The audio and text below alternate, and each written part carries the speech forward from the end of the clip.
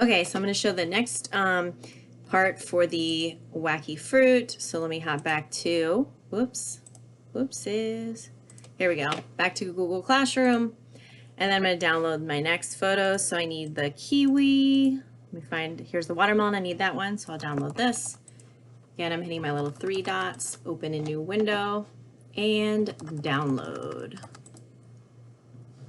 I've got my watermelon, and then I need my kiwi.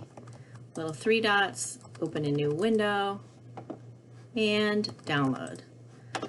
Hop back over to Photoshop. I'm going to close my coconut and my, actually I'll just keep those up.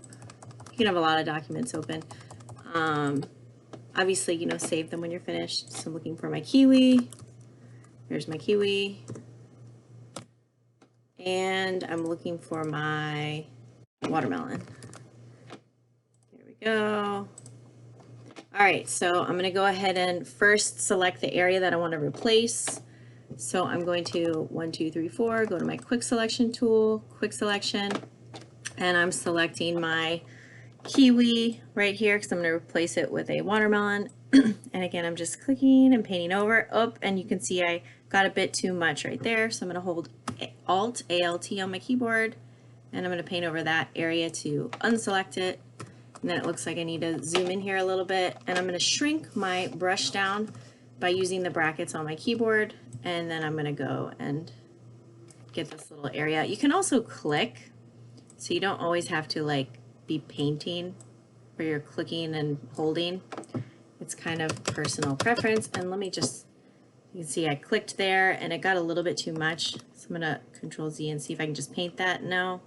Let me see if I shrink my brush a little bit. Okay, it looks like I'm still picking up this little edge here. So I'm going to go ahead and change to ALT to make it into minus. And then just run this along this edge. And that's pretty good. That's good enough. All right. And then I'm going to go up here to select and mask. And again, remember, you can use this radius, the smart radius. I don't know exactly how it's doing these things, but sometimes it makes your selection look better. Sometimes it makes it look worse.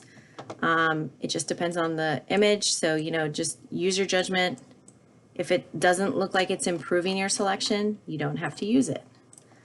You know, they have these things because the computer doesn't know exactly what you want to select. So you can see here, if I'm on my black view, you can see that would select way too much, like that's picking up the kiwi skin, that brown furry outside, whatever. So I'm going to do low on my smart radius, and I'm actually going to smooth this selection out a little bit, just a little bit more crisp, and I think I like that.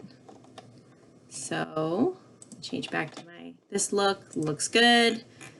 And then I'm going to go down here to output 2, new layer with layer mask. And I'm going to hit OK. And there we go. It's been separated, but I still have my original picture here. So I'm going to go ahead and open that up. Ready to get my watermelon. Control A, Control C, Control V, and then Control T. I'm going to zoom out because this watermelon is much higher res. I'm going to shrink this down approximately the size, and then I'm going to do my clipping mask, and I'm not going to worry a ton because I can always resize it later. So I've used my clipping mask, but you can see it doesn't quite match up. So I'm going to hit Control T. I'm going to kind of rotate this so the seeds kind of line up. I'm holding Alt just so I can resize from the center. And you can see I've made it too small because I'm getting that the white of the picture in there, which I don't want. So I'm going to, I think I need to stretch this. So I'm going to hold Shift. It's going to allow me to stretch my image. You can see I can stretch that just a little bit, and stretch it here as well. And again, I'm just holding Shift on my keyboard, and that's going to allow me to distort this. Let me hit Control Z. I'm going to do undo. So again, that's Control T. I'm shrinking that. I'm rotating it. You can also use the warp tool here again. So if you didn't want to hold Shift and stretch, like let's say I like it to here, but I kind of want that little green edge.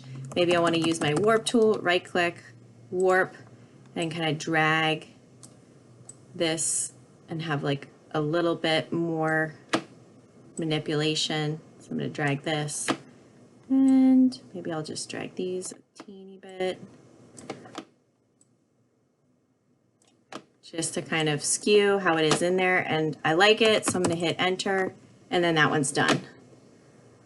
I'm actually going to pull this just a little bit more. Control T. Let me see if I can get that with a warp. There we go. All right, I'm happy with that, so I'm going to hit enter. I can save that, and then I'm done with this one. Let me just show, by the way, for saving, File, Save As. You can save this. You're going to want to say not cloud, just on your computer. If you're connected, I would save it on your student drive so you save some room for yourself, and you could just, you know, call this Kiwi Watermelon, put your name.